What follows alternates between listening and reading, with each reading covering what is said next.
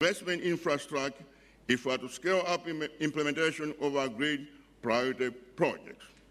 Of particular concern is the urgent need to address power shortfalls in the region and the provision of trade-related infrastructure, namely transport infrastructure, border facilitation measures, and the elimination of non-tariff barriers. Pursuant to the implementation of the Dar es Salaam Declaration on Food Security and Agriculture, which was approved in 2003, Malawi adopted as a theme for the tenure of office, quote, agricultural development and the agro-industries, colony, key to economic growth and development, unquote, as theme for the tenure of office. In this regard, I'm pleased to report that we work closely with the Secretariat, the members of states, and other parties on our program, which is aimed at addressing food security and malnutrition in the region, especially among the women and the young children of the region. In line with the mandate, the Minister responsible for Agriculture and Food Security and the Minister responsible for Health met in July 2014 in Longwe, Malawi, to consider and approve the SADC strategy on food and nutrition security for the year 2015 to 2020, focusing on empowerment of women and the youth. The strategy, which will be tabled for your excess consideration today, is expected to contribute towards attainment of the objectives of the SADC Common Agenda as stipulated in SADC Treaty of 1992, the 15-year strategic roadmap, the Regional Indicated Strategic Development Plan adopted in 2003, and the Dar es Salaam Declaration on Agriculture and Food Security, which called for the implementation of a series of short and long-term measures to strengthen sectoral cooperation amongst SADC member states and regional agriculture policy, RAP. We are grateful for the support that we received in rolling out this program and related interventions. During the year under review, we continue to push for empowerment of women, reduce gender-based violence, and gender mainstream. Based on our regional scorecard, SADC member states are so far from attaining the targets that have been agreed to at the continental and regional levels.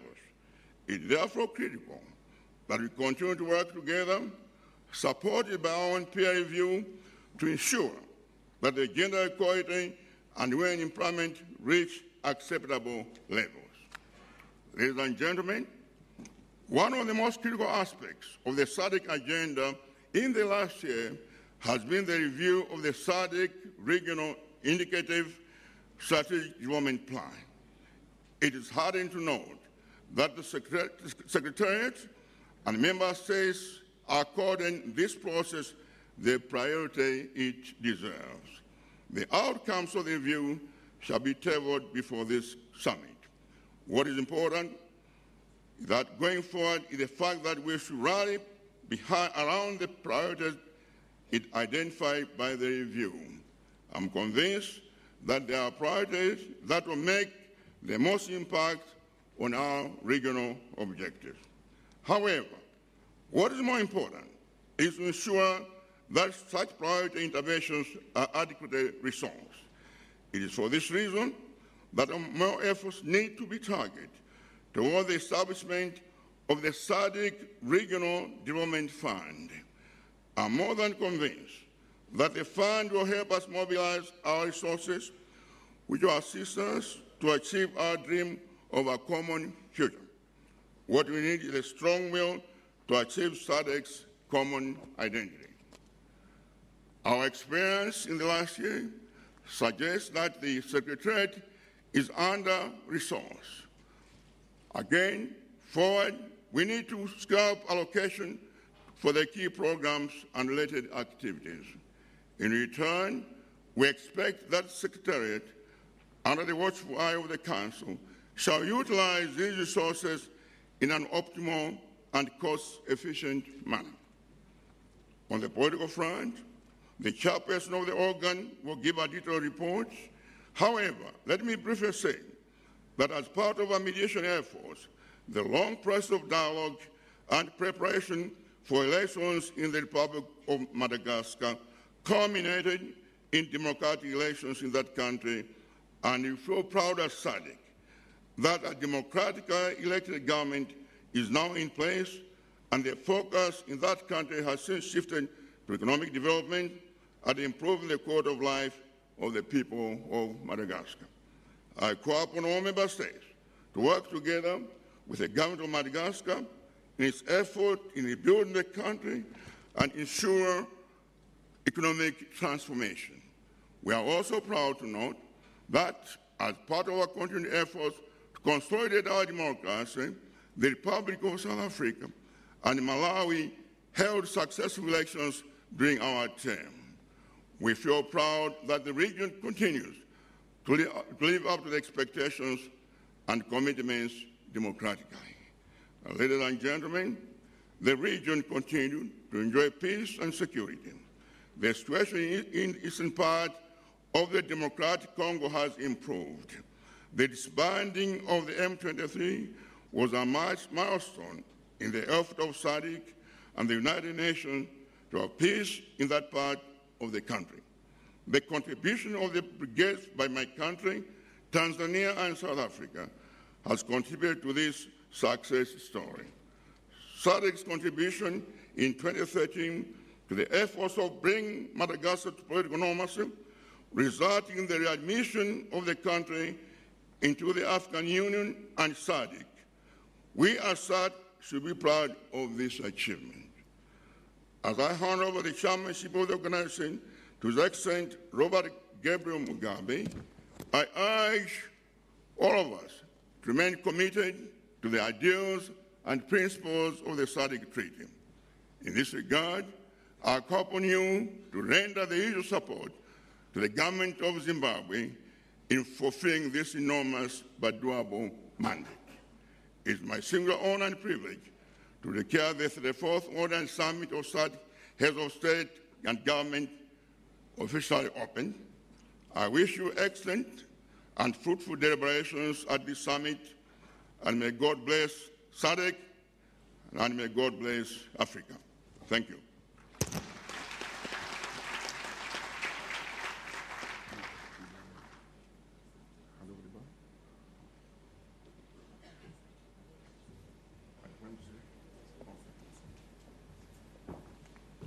It is now time for the ceremonial handing over of the chairperson's badge to the incoming chairperson.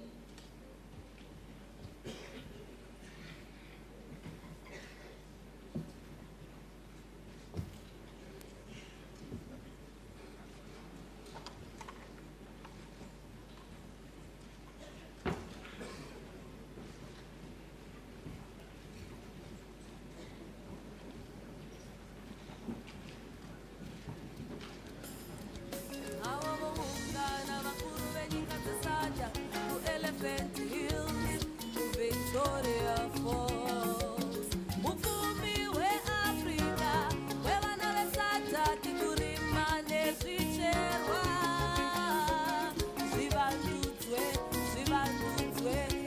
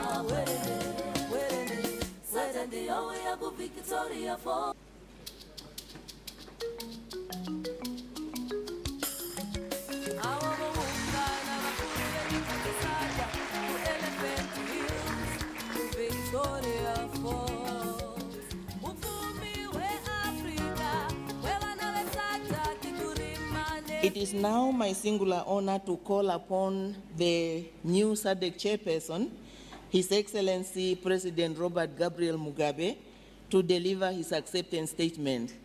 Your Excellency, sir.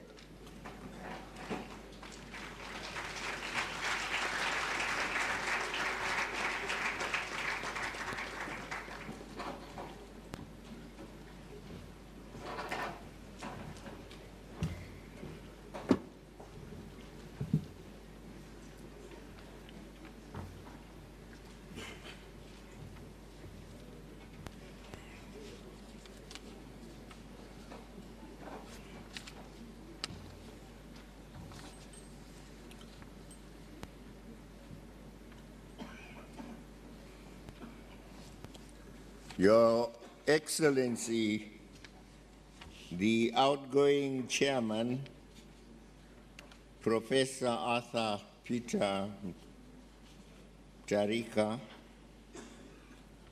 Your Excellencies, SADC heads of state and government, the chairperson of the African Union, Dr. Nkosazana Dlamini Zuma, the Executive Secretary of SADC, Dr. Stegomina Lawrence Tax, Honorable Ministers, SADC senior officials, invited guests, ladies and gentlemen, comrades and friends.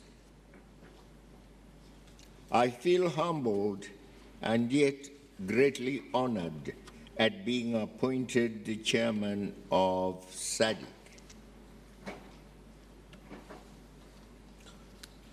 Although being SADC chair is an honor to me personally,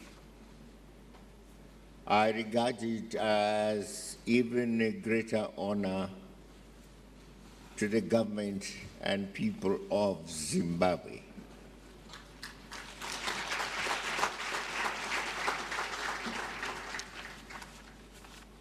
Your Excellencies, distinguished guests, allow me to begin by paying tribute to Malawi, the outgoing chair of SADC, which under the able leadership of Her Excellency Dr. Joyce Banda, and later that of our colleague, Professor Arthur Peter Tarika, guided the affairs of our organization so efficiently. Let me take this opportunity to welcome our new members to the SADC family.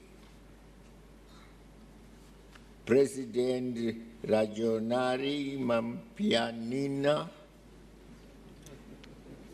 of Madagascar and President Arthur Peter Tarika of Malawi. I'm sure you all join me in congratulating them on their resounding electoral victories in their respective countries.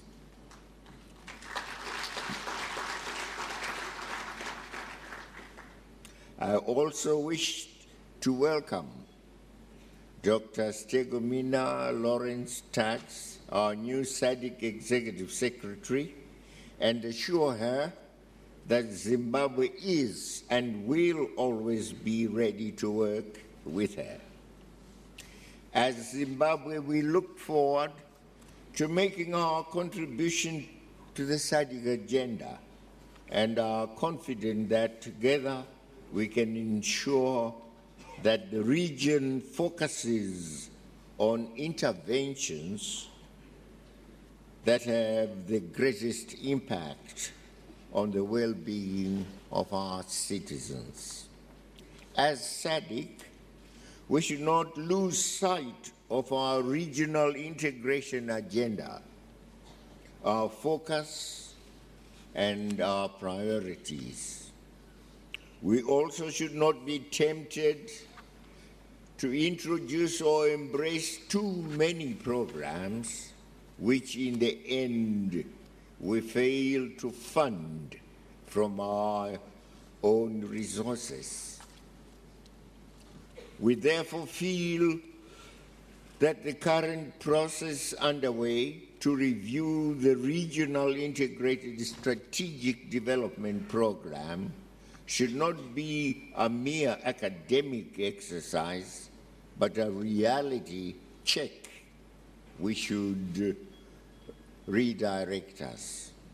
Colleagues, ladies and gentlemen, our continued over-reliance on the generosity and goodwill of our cooperating partners tends to compromise our ownership and sustainability of our SADC programs. How can we proudly claim SADC to be our own organization when close to 60% of the SADC programs are externally funded?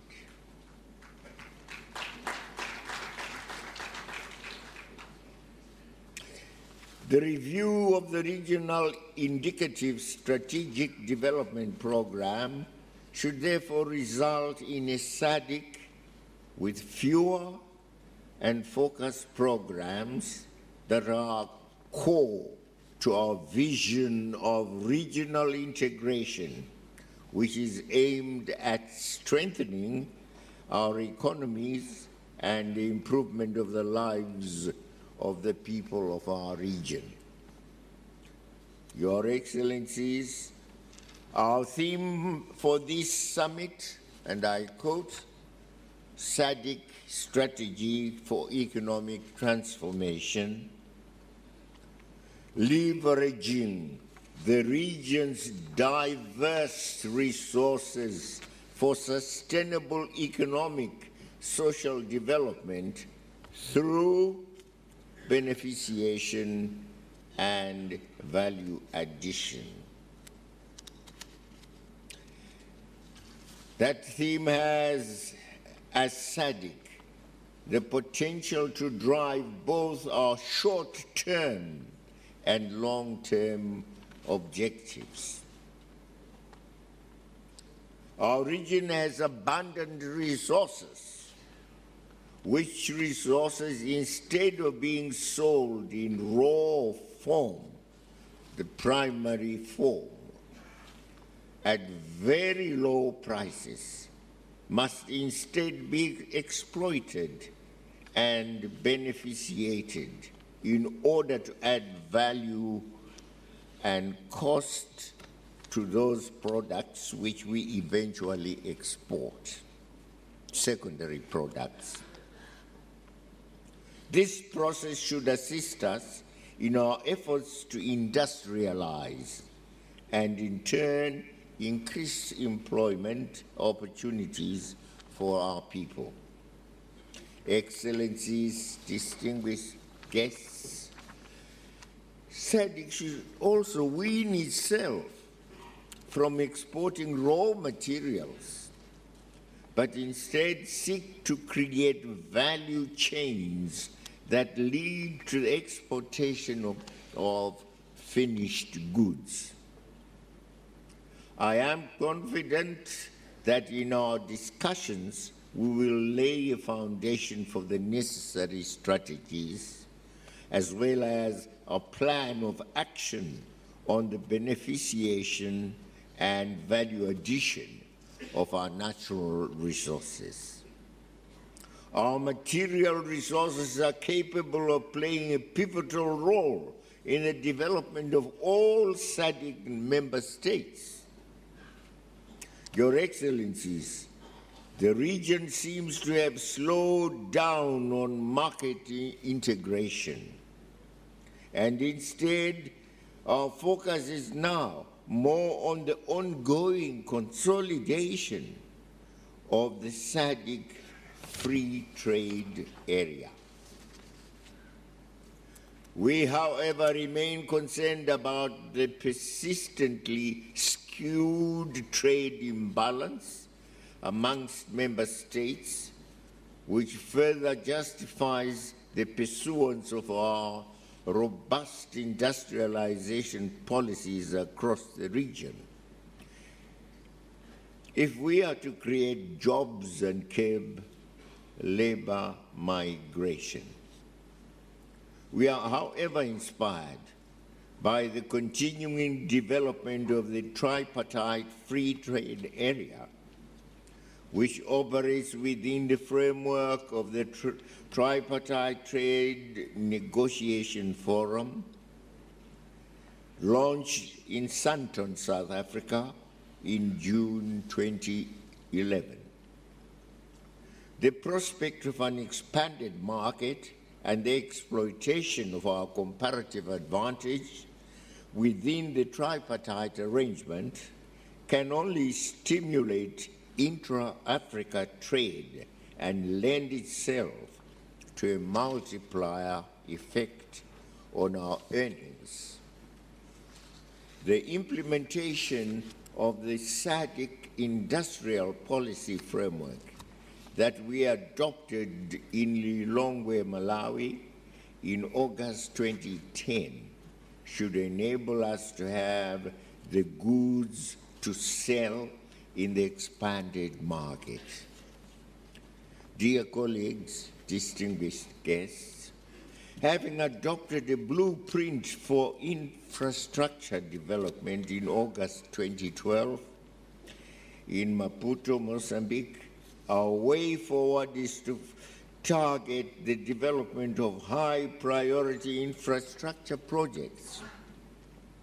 We, at the same time, actively engage targeted investors and financiers with the celebrated track records. Celebrated track records, I emphasize. Emphasis should therefore be on cooperation in the implementation of cross-border infrastructure projects.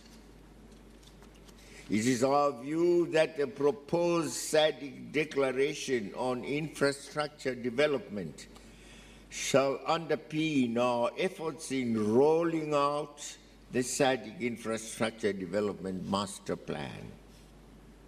To this end, we need to take clear decisions relating to priorities of our projects, the marketing strategy to investors, and progressive financing modalities. Ladies and gentlemen, in relation to peace, security, and democracy, our scorecard remains encouraging, as the SADC region remains one of the most peaceful and stable on the continent. Thanks to mechanisms that we have put in place in the context of the SADC organ on politics, defense, and security. I wish to commend in particular the organ Troika for working tirelessly and providing rapid response to emerging challenges on peace and security. Our mediation process in Madagascar is a shining example of SADC characteristic resilience and patience. Patience indeed. The long time we took to try and settle the situation in Madagascar shows how patient we are when it comes to the need for us to search for peace and stability in our region.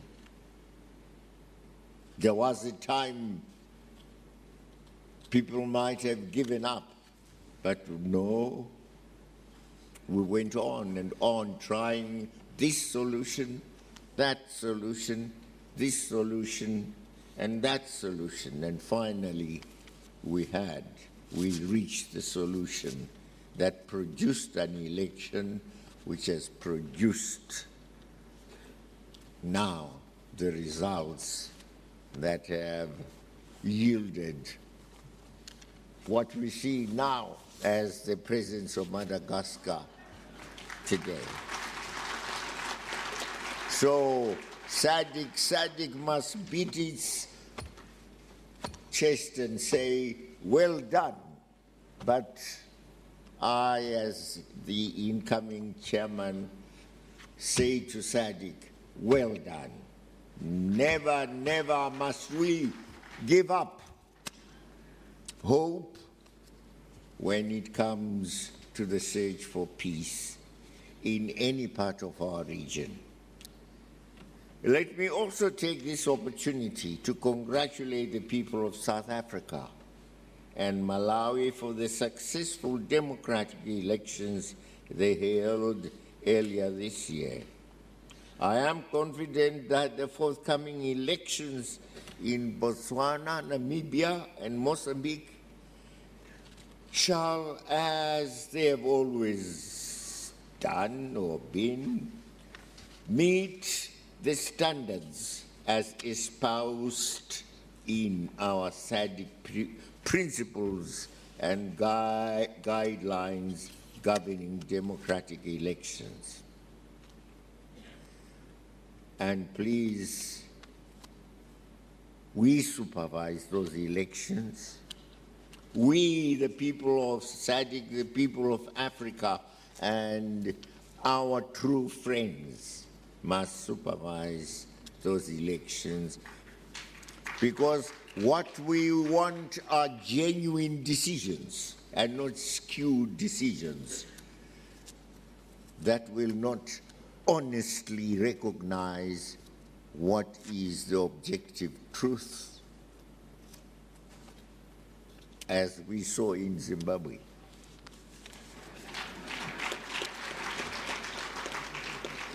We of Africa know what the truth is, but there are others who think the truth can become untruth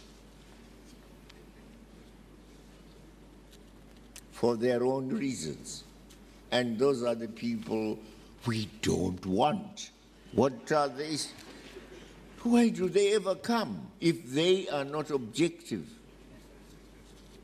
I wish to note the statement that was made in solidarity with the Palestinian people at the recent meeting of SADC's Ministerial Committee of the organ in Swakopmund, Namibia. It will be remiss of me if I concluded my remarks without reference to the recent brutalities that have been meted out against the Palestinian people. The Western world, which claims high moral ground and on issues of human rights and the sanctity of life, have looked with moral and academic indifference at the situation, while the Israeli army continues to butcher innocent women and children, all under the false guise of fighting terrorists. We have seen children being butchered, even attacks on hospitals, attacks on United Nations units. It has never happened elsewhere.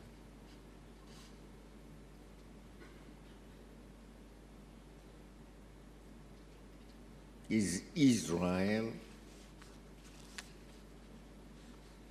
that precious, so precious, that it cannot be stopped? Or is it on the assumption that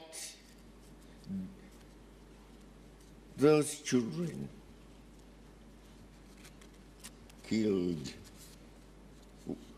would have been terrorists?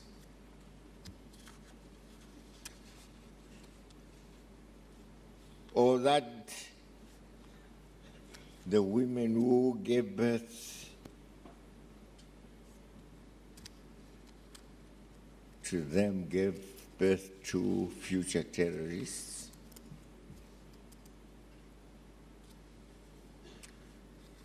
The women lost their children, and we saw who lost their children. We saw them sighing, weeping.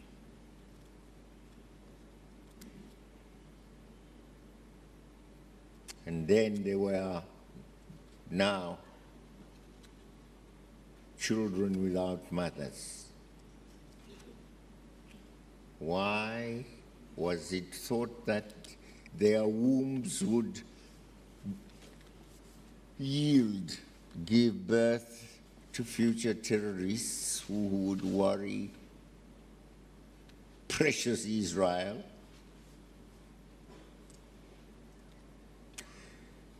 Well, well, well. Peace for Europe and America is the same peace we crave to establish in our own region. It's the same peace the people of Palestine would want to see in the region, in Gaza. We do not advocate terrorism at all. But the way to check it is not by killing innocent women and children in the environment that might be described as the home of some terrorists. Africa is abhorred. This is the most brutal demonstration of man's inhumanity to man. And it is criminal for the world to keep silent in the wake of such crimes against humanity. Your Excellencies, distinguished guests, let me conclude my remarks by thanking SADC for standing by Zimbabwe at a time when we faced serious challenges. We still have them. Sanctions, we do not understand why they have ever been imposed and why they should continue to be imposed on us. To tell you the truth, we don't understand at all. Neither does SADC understand. We thank SADC, however, for consistently calling for the removal of these European Union and United States illegal sanctions. They were never sanctioned at the United Nations, no. Sanctions that have been imposed on my country, whose effects are debilitating to our economy and to our people. Without your support, without SADC's support, we would not be standing on our feet today.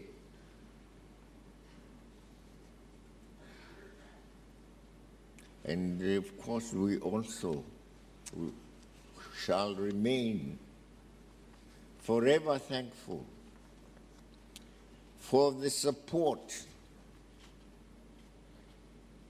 and sacrifices countries in SADC made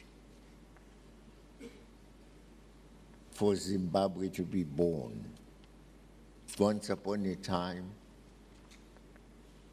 this region was given the name of a man called Cecil Rhodes. And we were named after that man's name, John Cecil Rhodes. Southern Rhodesia, Northern Rhodesia. And not only were we christened in that way. But even a whole federation was erected to preserve the culture of John Cecil Rhodes. Of course, he was not just alone. It was John Cecil Rhodes embodying imperialism, the whole of British imperialism. But we were glad that Africa joined us in fighting a fight that rid us of colonialism in Southern Africa, not to mention the whole of Africa, and we remain very grateful. We remain eternally grateful for that. May this stand, born out of the reckonings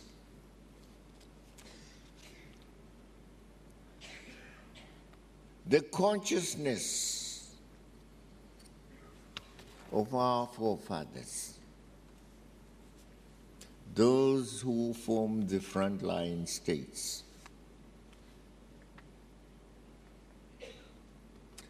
We don't have them all now. Only one of them still remains alive, the KK. Mwalimu is gone. NATO of Angola is gone. Machel of Mozambique is gone. Seretsekama of Botswana is gone. They are the ones who formed the frontline states, which grew and transformed into SADC with 2 C's. SADC, which was a coordinating body at that time. And the coordinating body, on the strength of whose reckonings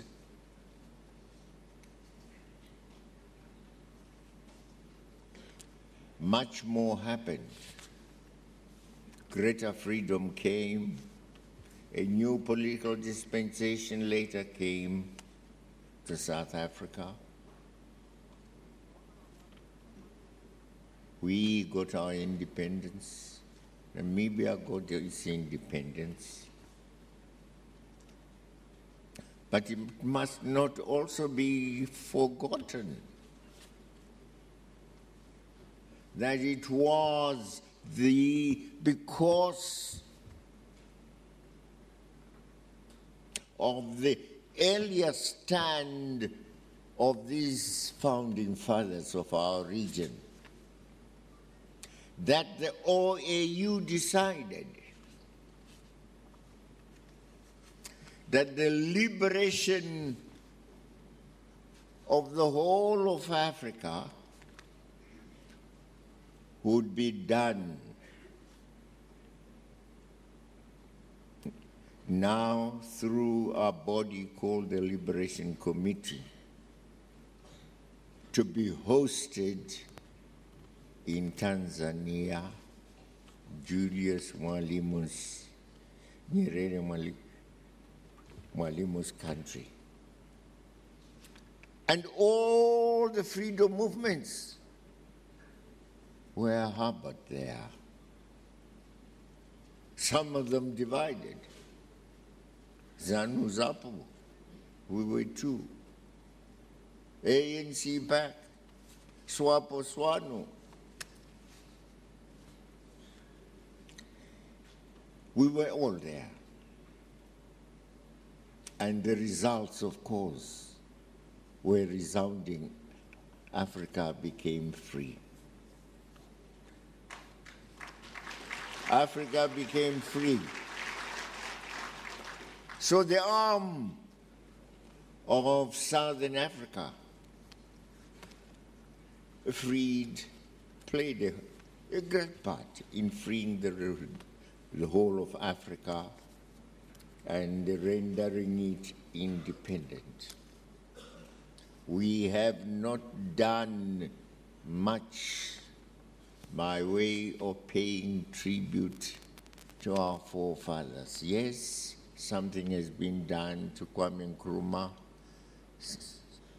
at the AU, and recently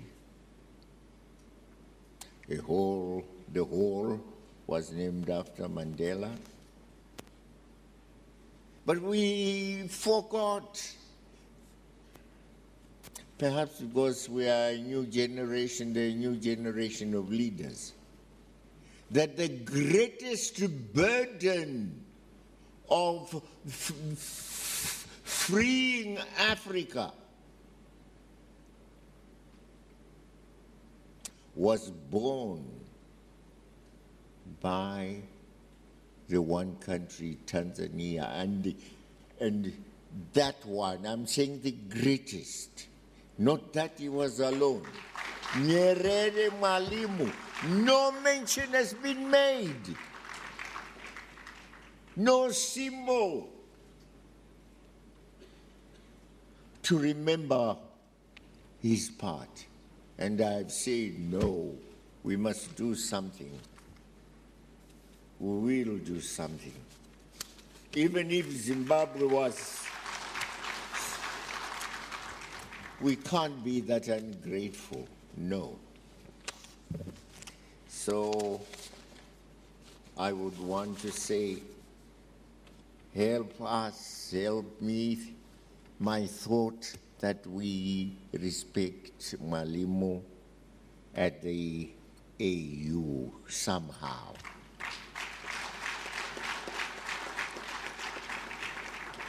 Finally, may I wish this summit successful and fruitful deliberation. I'm confident that without collective resolve to foster regional cooperation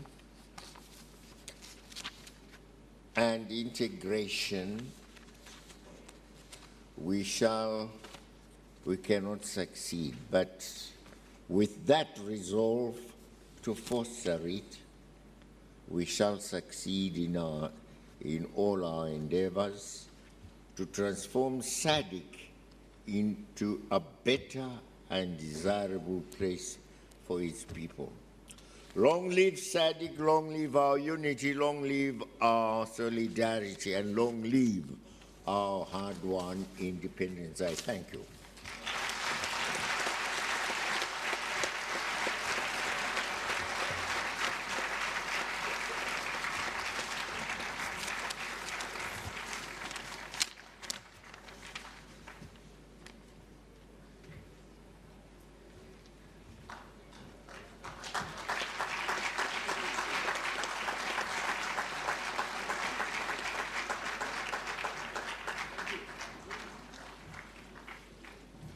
May we have another more befitting round of applause with emulation? Thank you. We definitely need our elders to constantly remind us of where we come from, so that we may appreciate where we are and be able to know where we are heading to. Now, we have come to the end of this part of the program, but this year there are other very important activities that the chairperson has also to perform. Before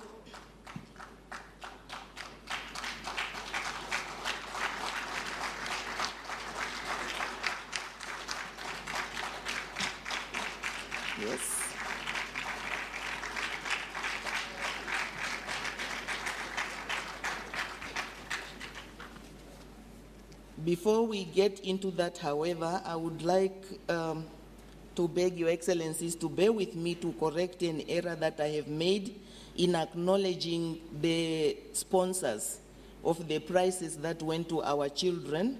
I said TEL 1, that was due to limited information at my disposal, but I'm now advised that it's not TEL 1, it's NET 1. My sincerest apologies for that one.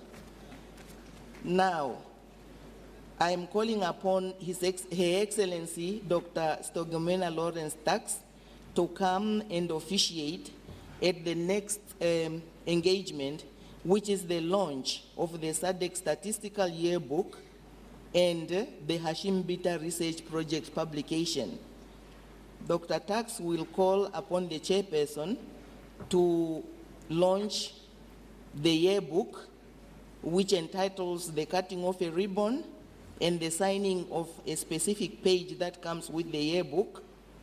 Then it will be followed by the presentation of the Hashim Bita Research publication on our history by Professor Ngwabi Bebe. Now I'm calling upon Dr. Tax to please come and present the statistical yearbook.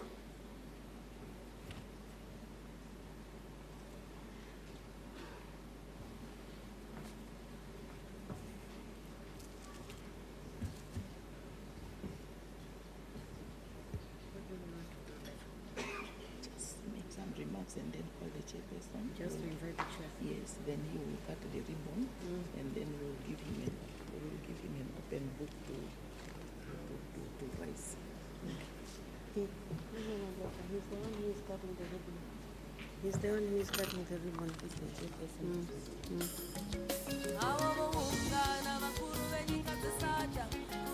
Your Excellency, Robert Gabriel Mugabe, President of the Republic of Zimbabwe and Chairperson of SADC,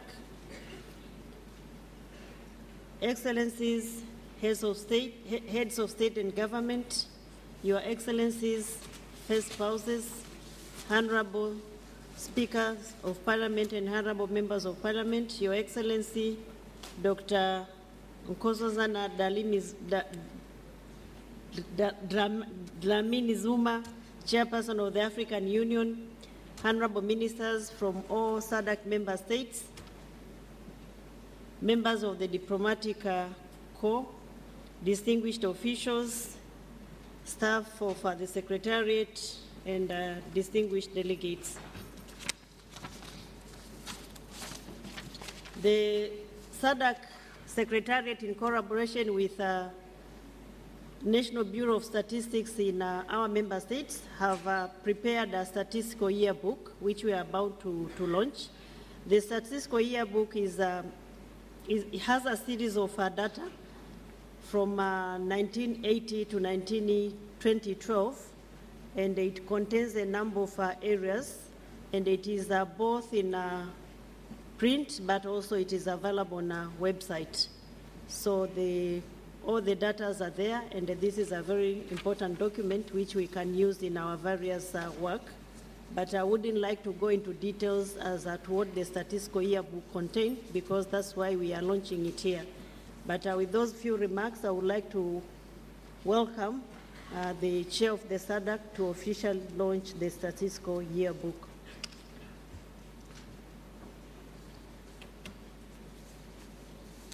Your Excellency, the chairperson of SADC, please, sir.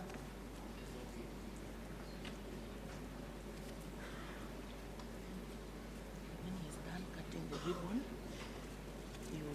he signs this book.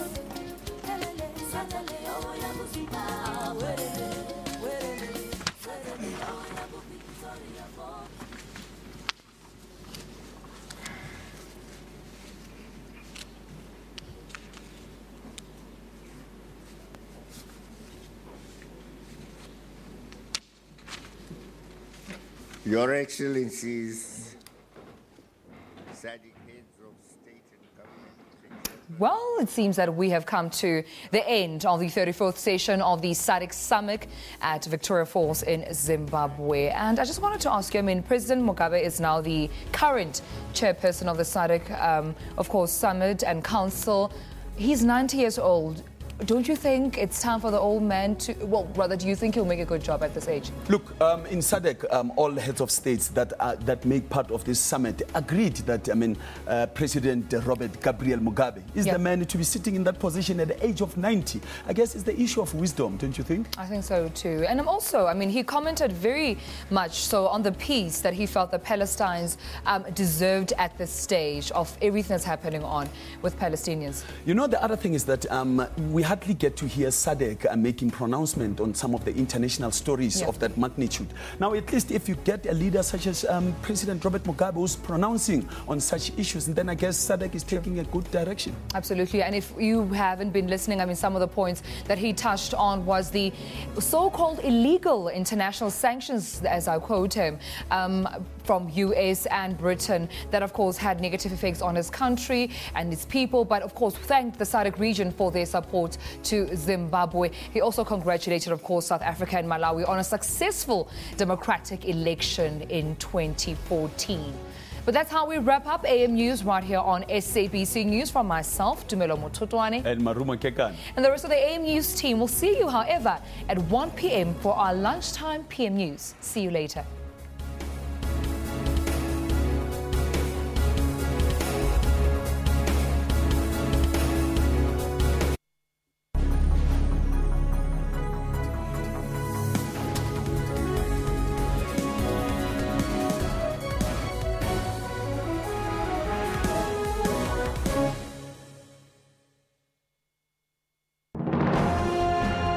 Zoom into Africa. This is Madagascar. The president is Mr. Heri Rajaonarimampianina. Madagascar got independent from France on 26 June in 1960. The population is more than 21 million people. One of the major languages spoken is French. Monetary unit is Ariari. Despite enduring decades of persecution, the church in China is still one of the fastest growing body of believers in the world. In the late 70s, after the death of Chairman Mao Zedong, the authorities lifted the ban on organized religion and allowed churches to operate within certain legal boundaries. Based on official statistics, there are now between 20 and 25